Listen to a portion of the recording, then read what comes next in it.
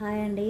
ప్రేమ అనేది మనం చూసే విధానంలో ఉంటుంది. నేను ఒక పాట చూపిస్తాను, దానికి నేను అర్థం చెప్తాను, వినండి.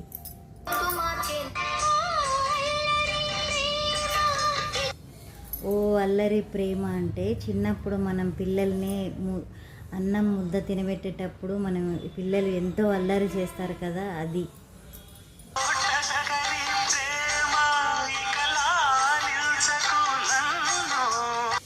ఓ టక్కరి ప్రేమ ఇక లాలించకు నన్ను అన్నప్పుడు మనం పిల్లల్ని వాళ్ళ ఎంబడి ఉరికి ఉరికి మనం పట్టుకుంటాం కదా, అది.